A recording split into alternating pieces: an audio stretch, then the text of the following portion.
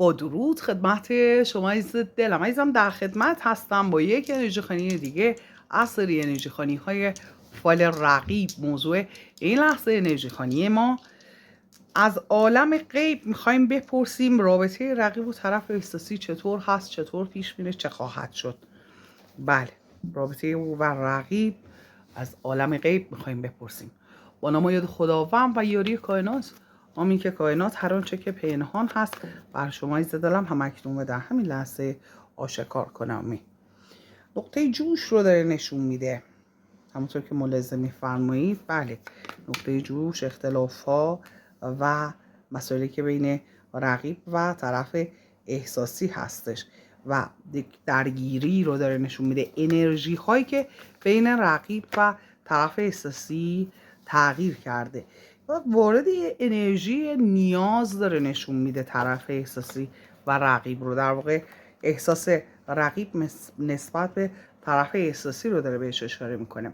مسئله که اینجا داره خیلی بهش اشاره میشه این که رقیب نشسته به مسائل و مشکلاتی که با طرف احساسی داره فکر میکنه، دستاشو رو هم گذاشته و منتظر هست ببینه آینده این مسئله بالاخره به کجا خواهد کشید، چه خواهد شد. منتظر جام احساس طرف احساسی هست.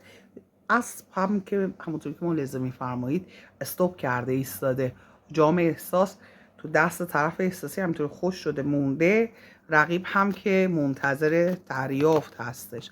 دو دل هست پشت اون تصورات، پشت اون افکار طرف احساسی. همونطور که ملاحظه میفرمایید دو سکه رو داره نشون میده، دو دل بودن، دو دل شدن و اینکه منتظر هستش، منتظر یک سری خبرهای خوب، خبرهایی که بله میبینید همونطور که ملاحظه فرمودید.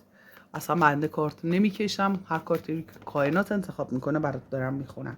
خبرهایی که منتظر هستش رقیب و اون دودلیش و حالا خبرهای خوبی که انتظار میکشه از سمت طرف احساسی در اینجا دقیقا برعکسش رو داره نشون میده.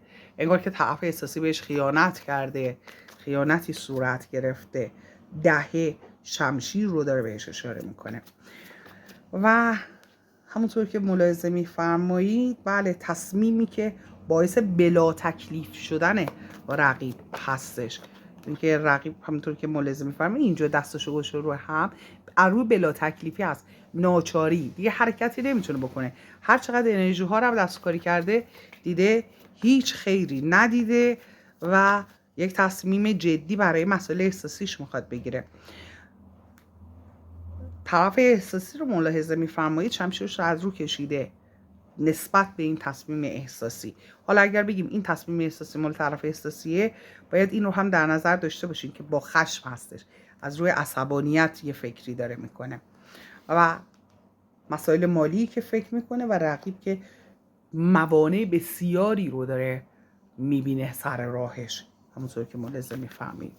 بنابراین شرایط اصلا خوب نیست. اونجوری که رقیب میخواد هیچ چیزی پیش نمیره، راههایی که میخواد باز کنه ولی خب هیچ کدوم خوب پیش نمیره و سقوط رابطه رو کائنات داره در موردش صحبت میکنه. میگه سقوط رابطه. حالا بریم ببینیم علت و سببش چیه، چجوری این سقوط شکل میگیره و به چه شکلی هست. بله، خشمی که طرف رقیب نسبت به طرف احساسی داره، طرف احساسی هم همونطور که ملاحظه میفرمایید اینجا نیروی شیطانی رو داره بهش اشاره میکنه، انرژی شیطانی. میگه انرژی شیطانی چرا عصبانی هستی؟ کائنات میگه اینقدر که انرژی رو خودت دستکاری کردی آخر عاقبتش همین شده دیگه. چرا حالا عصبانی؟ چرا حالا ناراحتی؟ اینقدر انرژی ها رو دستکاری کردی، حالا توی کارماش گیر کردی دیگه. این ناراحتی نداره که خود کرده را تدبیر نیست. لطفا اینو کامنت کن عزیز دلم. مسئله دیگری که کائنات داره بهش اینجا اشاره میکنه، روی جام‌های احساس این رنگ آبی رو داره نشون میده. بله، یعنی که چیزهایی که میخواسته به دست بیاره هیچ کدوم نشده و رفتنی که با ناامیدی همراه هستش رو داره نشون میده.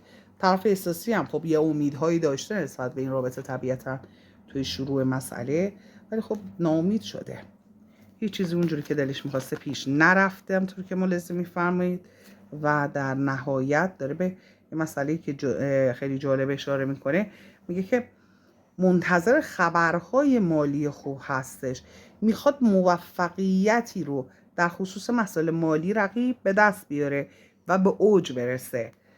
اصلا براش یعنی مهمم نیست اینکه حالا مثلا طرف احساسی قهر آشتی خوبه بده، ولی مثل این که ربط داره مسئله مالی توی این رابطه مهم هست، حائز اهمیت هست، چیزی که داره کائنات بهش اشاره میکنه.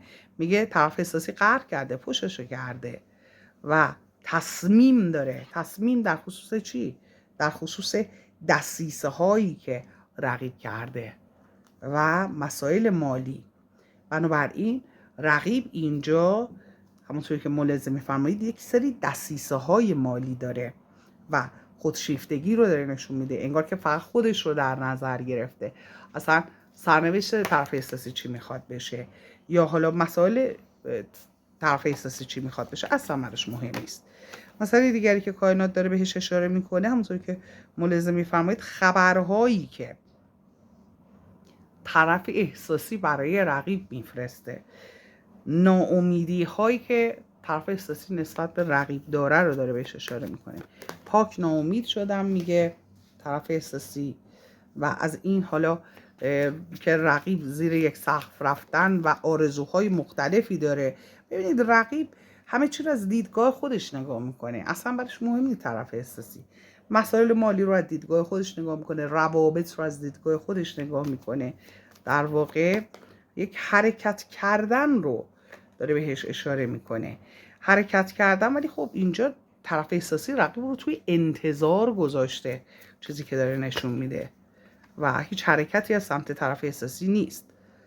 و مسئله دیگری که از خونه رو مثل خونه وحشت داره نشون میده، خیلی همین چی در به داغون و به هم ریخته و عصبانی و ناراحت و اختلافات رو، انرژی که از سمت رقیب میاد. بله همون چیزی که میبینید همین هست، خبرهایی که رد و بدل میشه، اخباری که از سمت طرف احساسی میاد، ناامیدی و یأس رو در خصوص طرف احساسی هم داره نشون میده. احساس میکنه که زحمت ها بی خودی بوده، به 10 چوب دست داره اشاره میکنه، یه بار سنگینی رو بی خودی روی دوشش کشیده، یه رابطه‌ای که اصلا بی دلیل بوده، بی خود بوده، اصلا این رابطه فقط براش مشکل به وجود آورده. ولی خب رقیب میگه که من شانسم خوبه، ستاره اقبالم بلنده. طرف احساسی از این طرف نگاه میکنیم ولی ناراحتی های دیگه ای داره، غم و اندوه و خشم و چاکرای تاج رو نشون میده که دیگه واقعا حال دلش خوب نیست و در اینجا رقیب رو نگاه میکنیم همش به تجربه تلخش و راه های بسته‌ای که طرف احساسی براش درست کرده داره اشاره میکنه. یه دونه ببینیم در خصوص رقیب دیگه چی میگه. بله میگه تجاربی که به دست آورده روی چاکرای تاجش هم داره کار میکنه، یعنی تو فکر خودسازی خودشه، خودسازی که انجام میده که جامع احساس و همه چی رو با هم تصاحب کنه و اصلا طرف احساسی کیه چیه اونجوری فکر میکنه. اما که کائنات هر آنچه که پنهان هست رو همکنون در همین لحظه آشکار کنه.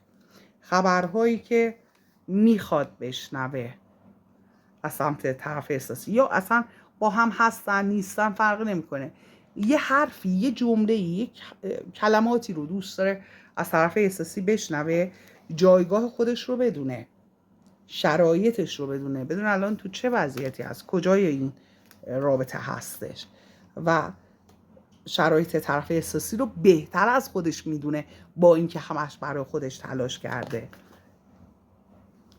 منتظر یک خبرهایی هستش رو باز هم 8 چوب دست اینجا داره بهش اشاره میکنه، خبرهایی که میخواد براش شادی آور باشه، شاد کننده باشه.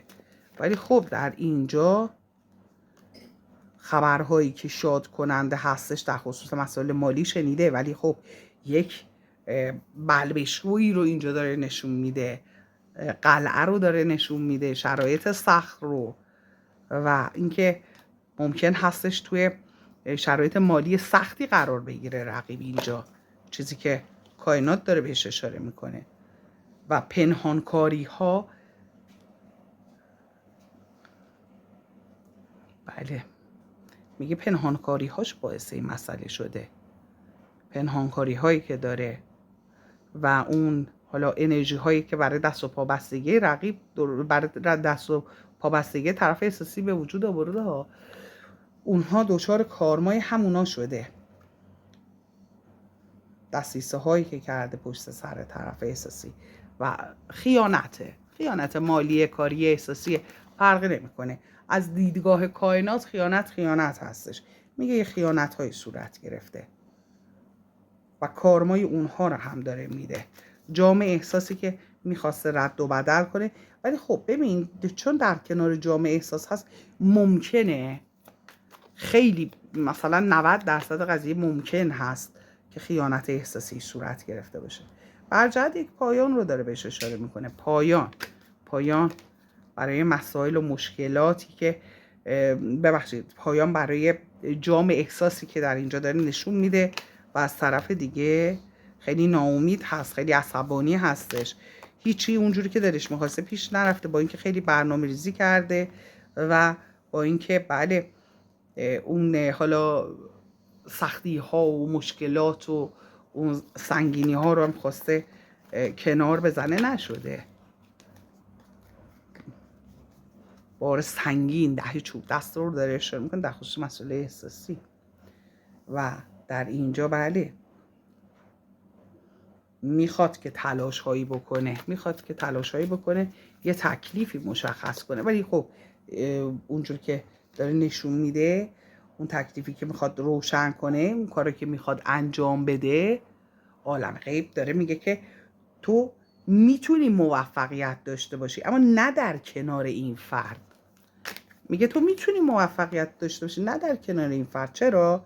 میگه به خاطر اینکه انرژی های منفی خیلی زیاد هست. شیطان رو داد، باز انرژی های شیطانی رو داد و یک رقابت ناسالم رو داره ازش صحبت میکنه. 3 جام رو میگه شیطنت هایی که کردی اینها همه به تو بر میگرده. حالا به خاطر وجود شما اومده، میدونسته، شما رو میشناخته، نمیشناخته، نادونسته، دونسته، دست به انرژی های منفی زده، به خاطر وجود رقیب این کارو کرده، رقیب شما. حالا این رقیب چه شما باشی، از دیدگاه او چه کس دیگه ای فرق نمیکنه. میگه این هستش که خیلی چیزا رو خراب کرده و تصمیمهاش رو با بی تجربگی گرفته، همش اومده ستاره اقبالش و شانسش و در خصوص مسائل عشقی احساسی بالا ببره، ولی خب جوابی که دریافت کرده خوب نبوده به خاطر مسائل احساسی، به خاطر مسائل مالی. و در اینجا ماه رو داد.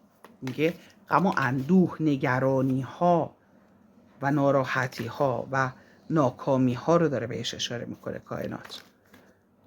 همونطور که ملاحظه میفهمید هیچ چیزی اونجور که دلش میخواد پیش نرفته. با یه آقایی هم صحبت کرده خیلی خشمگین هستش، روی چاکرای تاجش داره کار میکنه. یعنی چی؟ یعنی داره از فکرهای جدید استفاده میکنه، مطالعه میکنه، حالا پرسجو میکنه، دنبال راهکارهای جدیدی هست. ولی خب اشتباهش اینجاست که ایمپر رو داد، یعنی که فقط به خاطر خودش این کارو میکنه، یک طرفه هستش.